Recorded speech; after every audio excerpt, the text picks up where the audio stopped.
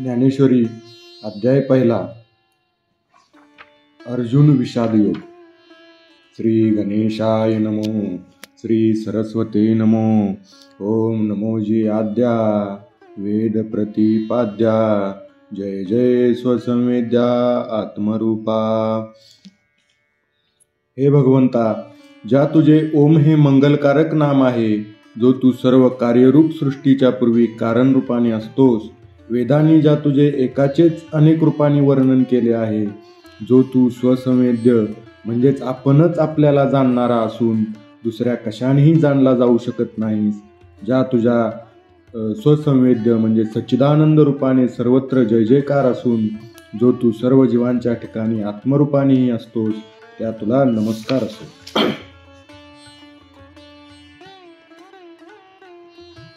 देवा तूची गणेशू सकलार्थमती प्रकाशू, म्हणे निवृत्तीदासू अवधारी जोजी.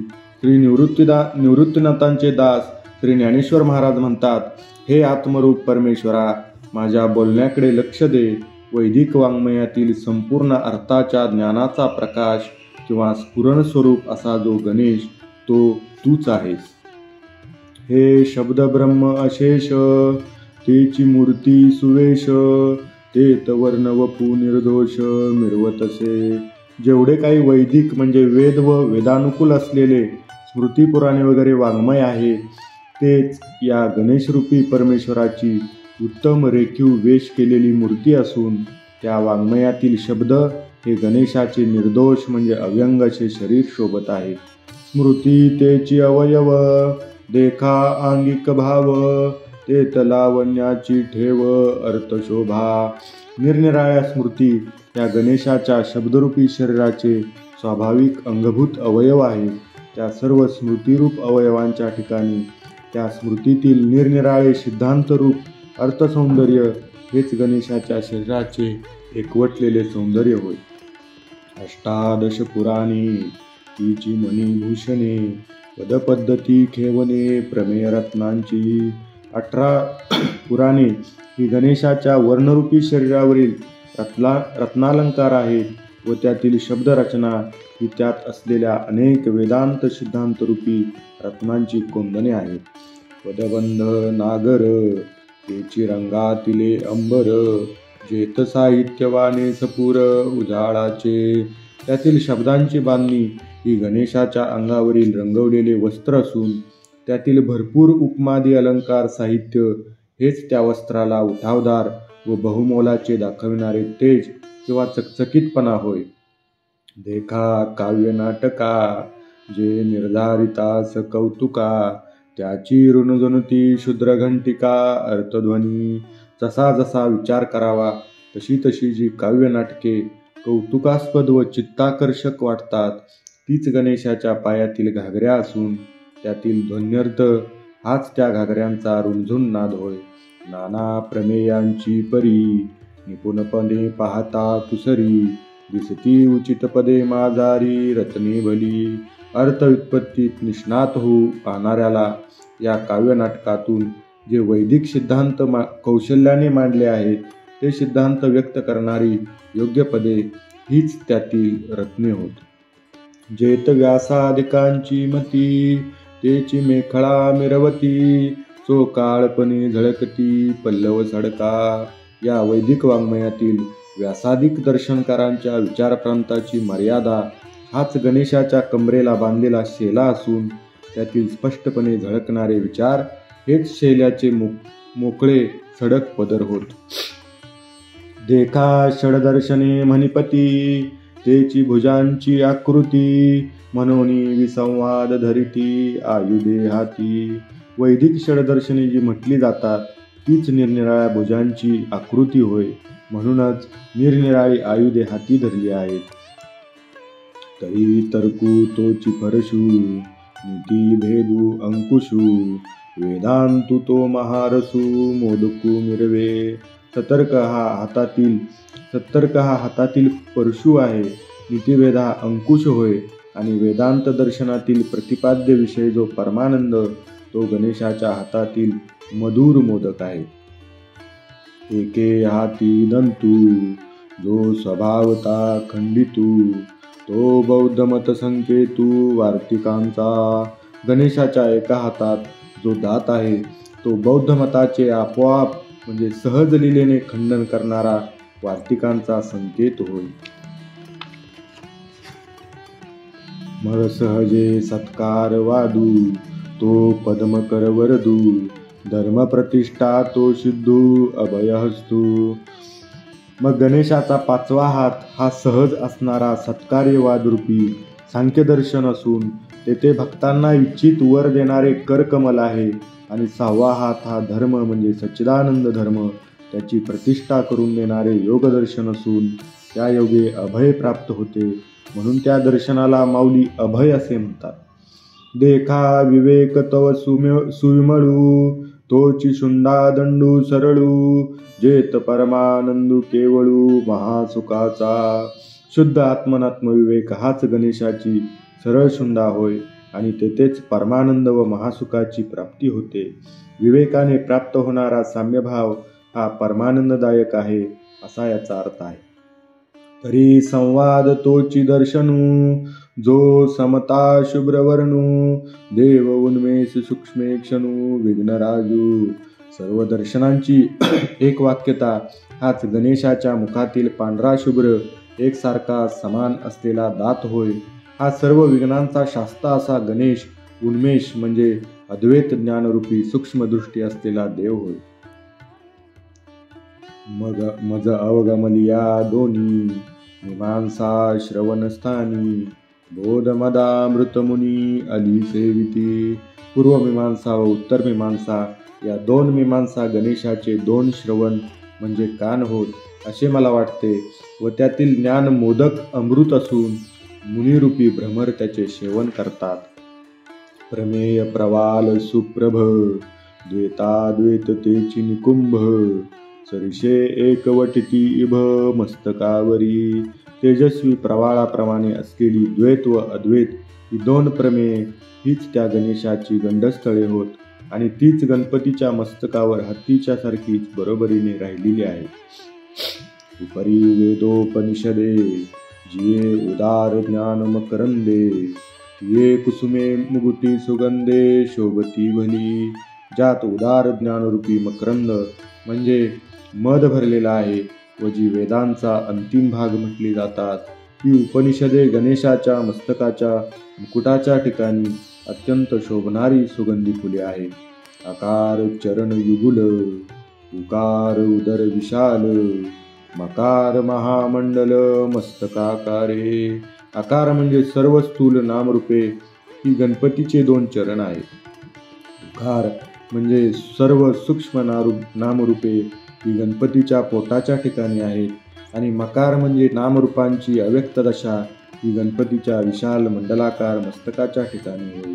हे तिन्ही एकवटले, तेत शब्द ब्रह्म कवळले, ते मी आ श्री गुरुकृपा नमिले आदी बीज. आकार उकार मकार या तिन्ही मात्रा ज्या ओंकारात एकरूप आहेत त्या ओंकारात सर्व वैदिक शब्द ब्रह्म साठवले आहेत. तो ओंकारच सर्व जगाचे आदिबीज म्हणजे कारण असल्यामुळे श्री गुरुकृपेने ते जाणून मी त्याला नमस्कार केला. आता अभिनव वाग्विलासिनी, जे चातुर्यार्थ कला कामिनी, ते श्री शारदा विश्वमोहिनी नमिली मी आ. अपूर्व शब्द विलासाची जी परमेश्वर शक्ती, चातुर्यपूर्वक अर्थाची कला दाखविणारी, सर्व 64 कलेची स्त्रीमूर्ती व तशाच शब्दविलासामुळे जगाला मोहात पाडणारी अशी जी शारदा, तिला मी नमस्कार करतो. मज हृदयी सद्गुरु, जेने तारिलो हा संसार पुरू, मनोन विशेषे अत्यादरू विवेकावरी. ज्यांनी आत्मानात्म विवेक सांगून या मायेच्या संसारूपी सागरातून मला वाचवले, तो सद्गुरू अखंड माझ्या हृदयात आहे. म्हणूनच माझा विवेकावर अत्यंत आदर किंवा प्रेम आहे. जैसे डोळ्या अंजन भेटे, ते वेळी दृष्टीशी फाटा फुटे, मग वास पाहिजे तेत प्रगटे महानिधी. ज्याप्रमाणे पायाळू मनुष्याच्या डोळ्याला अंजन लावले असता त्याच्या दृष्टीचे तेज वाढून त्या दृष्टीला भूमिगत द्रव्य दिसू लागते किंवा भूमिगत धन दिसू लागते. का चिंतामणी आलिया हाती, सदा विजयवृत्ती मनोरथी. तैसा मी पूर्ण काम श्रीनिवृत्ती, ज्ञानदेव म्हणे. चिंतामणी हाती लागल्यास ज्याप्रमाणे मनुष्याचे सदा सर्वदा केलेले मनोरथ पूर्ण होतात, त्याप्रमाणे श्री ज्ञानेश्वर महाराज म्हणतात, श्री निवृत्तीनाथामुळे मीही पूर्ण काम झालो. म्हणजे माझी कोणतीच इच्छा आता निष्फळ होत नाही. म्हणून जाणतेने गुरु भजिजे, तेने कृतकार्य होईजे. जैसे मूळ सिंचने सहजे, शाखा पल्लव संतोषती. श्री गुरुचे महिमान जाणणाऱ्या व परमेश्वर प्राप्तीचा मार्ग आक्रमू पाहणाऱ्या शहाण्या माणसाने श्री गुरुचे भजन करावे व त्या श्री गुरुच्या भजनाने कृतकृत्य व्हावे. ज्याप्रमाणे झाडाच्या मुळाशी पाणी घातले असता झाडाचे सर्व शाखादी अवयव संतुष्ट होतात, म्हणजे टवटवीत होतात. का तीर्थे जिये त्रिभुवनी, तिये घडता समुद्रा वगाहनी. ना तरी अमृतरसा स्वादनी, रस सकळ. किंवा सृष्टीत जेवढी तीर्थे आहेत त्या सर्व तीर्थात स्नान केल्याचे पुण्य एका समुद्रात स्नान केल्याने मिळते. किंवा अमृताच्या रसाचा स्वाद घेतला असता सर्व 6ही रसांचा स्वाद मिळतो. तैसा पुढत पुढती तोची, मिया अभिवंदिला श्री गुरुची. अभिलषित मनोरुची, पुरविता तो. त्याप्रमाणे सर्व कामना पुरविणारा एक श्री गुरुच आहे असे जाणून त्यालाच मी वारंवार वंदन करतो. आता अवधारा कथा गहन, जे सकळ कथा जन्मस्थान. की अभिनव उद्यान विवेक तरुचे, सृष्टीतील सर्व ऐतिहासिक कथांचे जी भारत कथा उगम स्थान आहे, किंवा जी कथा अध्यात्म विवेकरूपी अपूर्व वृक्षांची बाग आहे. ना तरी सर्व सुखाची आदी, जे प्रमेय महानिधी. नाना नवरस सुदाब्दी परिपूर्ण हे, किंवा सर्व सुखाचे जी मूळ आहे, जी नाना प्रकारच्या जाणण्यायोग्य अशा प्रमेयांचा किंवा सिद्धांताचा थोर साठा आहे, किंवा नवरसांचा पूर्ण भरलेला सुखसागरच आहे. की परमधाम प्रगट, सर्व विद्यांचे मूळपीठ. शास्त्रदाता वसोट अशेषांचे, किंवा जी कथा उघड परमगती होय, सर्व विद्यांचे जी जन्मस्थान होय, जी सर्व शास्त्रांचे वस्तीस्थान आहे. किंवा ना तरी सकळ धर्मांचे माहेर, सज्जनांचे जिव्हार. लावण्य रत्न भांडार शारदेचे, किंवा जी सर्व धर्माचे माहेर होय, जी सत्पुरुषांचा जिव्हाळा आहे, जी सरस्वतीचे सौंदर्याचे कोठार आहे.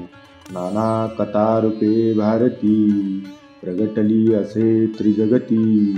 आविष्कारो महामती व्यासाची, किंवा जी कथा म्हणजे भगवान व्यासांच्या महान विशाल बुद्धीचा आश्रय करून तिन्ही लोकात कथारूपाने प्रगट झालेली प्रत्यक्ष सरस्वती होय.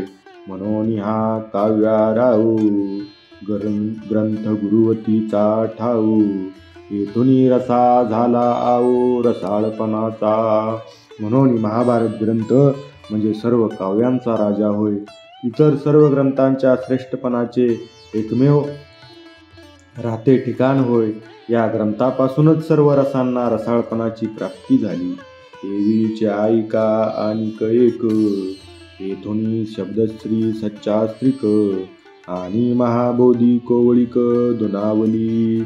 त्याचप्रमाणे आणखी एक गोष्ट सांगतो ऐका. या महाभारत ग्रंथापासूनच शब्दाच्या सौंदर्याला शास्त्रीयपणाची बैठक मिळाली. येत चातुर्य शहाणे झाले, प्रमेय रुचीस आले. आणि सौभाग्य पोकले सुखाचेत. चातुर्याला चतुरता येथून प्राप्त झाली. निरस ब्रह्म सिद्धांताला रुची आली. सुखाचे वैधव्य म्हणजे विषय सुखाचा नाशिवंतपणा जाऊन त्याचे सौभाग्य वाढले, म्हणजे त्या सुखाला अखंडता प्राप्त झाली. माधुरी मधुरता, शृंगारी सुरेखता, रूढपण उचिता दिसले भले. गोडीचा गोडपणा, शृंगार रसाचा सुरेखपणा, योग्यपणाला योग्य म्हणून ती जी प्रसिद्धी आली ती यामुळेच. येत कळा विदपन कळा, पुण्याशी प्रतापू आगळा, मनोनी जन्मे जयाचे अवलिळा. दोष हरले कलांना कला नैपुण्य याच्यापासूनच आले. दोष जाळण्याचे पुण्याचे सामर्थ्य येथूनच विलक्षण वाढले. म्हणूनच महाभारत श्रवणाने जन्मेजयाचे दोष सहज नाहीसे झाले. आणि पाहता नावेक रंगी सुरंगतेची आगळीक, गुणा सगुणपणाचे बीक बहुवसयेत. घटकाभर विचार केला तर असे दिसून येते की बहारीचा बहारपणा विलक्षण वाढला आणि गुणाला सद्गुणपणाची खूप वाढ झाली. भानु तेजे धवळले, जैसे त्रैलोक्य दिसे उजळले, तैसे व्यासमती कवळले मिरवे विश्व. सूर्याच्या तेजस्वी प्रकाशाने त्रैलोक्य जसे प्रकाशित झालेले दिसते, तसे भगवान व्यासांच्या बुद्धीने आकलन झालेले असे संपूर्ण विश्व शोभत आहे. का सुक्षेत्री बीज घातले, ते आपुलिया परी विस्तारले, तैसे भारती सुरवाडले अर्थ जात. किंवा ज्याप्रमाणे चांगल्या मशागत केलेल्या जमिनीत पेरलेले बी जितके विस्तार पावू शकेल तितके विस्तार पावते, त्याप्रमाणे या महाभारत ग्रंथात सर्व पुरुषार्थ किंवा सर्व प्रकारचे ज्ञान पूर्ण विस्तारपूर्वक निरूपले आहे. ना तरी नगरांतरी वशिजे, तरी नागरची होईजे, तैसे व्यासोक्ती तेजे धवळत सकळ. किंवा ज्याप्रमाणे शहरात राहणारा मनुष्य सुविद्य चतुर शहाणा होतो, त्याप्रमाणे भगवान व्यासांच्या वचनरूपी तेजाचाच सर्वत्र प्रकाश पडला आहे. की प्रथम वैसा काळी, लावण्याची नव्हाळी, प्रगटे जैसी आगळी अंगना अंगी. किंवा ज्याप्रमाणे स्त्रियांच्या ठिकाणी तारुण्य दिसे, त्यांचे अपूर्व सौंदर्य अधिकच प्रगट होते. ना तरी उद्यानी माधवी घडे, तेत वनशोभेची खाणी उघडे, आदिला पासून या पाडे जिया परी. किंवा बगीचात वसंत ऋतूने प्रवेश केला असता तेथे पहिल्यापेक्षा कितीतरी पटीने अधिक वनश्रीची खाण उघडली जाते किंवा वनसौंदर्य वाढते. नाना घनीभूत सुवर्ण, जैसे निहाळिता साधारण, मग अलंकारी बरवेपण निवाड दावी. किंवा सोन्याची लगड पाहिली असता साधारण वाटते, ती मन हरण करीत नाही, पण तीच अलंकाराच्या रूपात आली असता मन मोहून आपले विशेषपण दाखवते. तैसे व्यासोक्ती अलंकारिले, आवडे ते बरवेपण पातले, ते जाणून काय आश्रयले इतिहासी. त्याप्रमाणे भगवान व्यासांचे शब्दालंकाराने सुशोभित केलेले आणि ज्या ज्या तऱ्हेने आवडेल त्या त्या तऱ्हेने आवडू लागलेले असे हे महाभारत आहे. असे पाहून इतिहासांनी त्या महाभारताचा आश्रय केला. नाना पुरती प्रतिष्ठे लागी, सानी व धरुणी अंगी, पुराणे आख्यानुरूपे जगी भारता आली. किंवा आपली पूर्ण प्रतिष्ठा वाढावी या उद्देशाने पुराणाने नम्रपणा धारण करून आख्यानाच्या रूपाने महाभारत ग्रंथात प्रवेश केला. म्हणून महाभारती नाही, ते नोहे लोकी तीही, येणे कारणे म्हणिपे पाही व्यासोच्छिष्ट जगत्रय. म्हणूनच महाभारताची अशी प्रसिद्धी झाली की महाभारतात जे नाही ते त्रैलोक्यात नाही. म्हणूनच तिन्ही लोकात जे आहे ते सर्व भगवान व्यासांचे उच्छिष्टच आहे. ऐसी जगी सुरस कथा, जे जन्मभूमी परमार्था, मुनी सांगे नृपनाथा जन्मे जया. वर वाखणलेली अशी गोड व परमार्थाला किंवा परमपुरुषार्थाला प्राप्त करून देणारी महाभारत रूपी कथा वैशंपायनाने राजा जन्मेजयाला सांगितली, जे अद्वितीय उत्तम पवित्रेक निरुपम परममंगळधाम अवधारिजो. ही कथा अद्वितीय आहे, म्हणजे हिच्या बरोबरीची पावन करणारी दुसरी कथा नाही. अशी ही केवळ पवित्रतेची मूर्ती आहे व ही अत्यंत कल्याणाचे माहेरघर आहे. ऐका आता भारत कमळ पराग, गीताख्य प्रसंग, जो संवादला श्रीरंग अर्जुनेशी.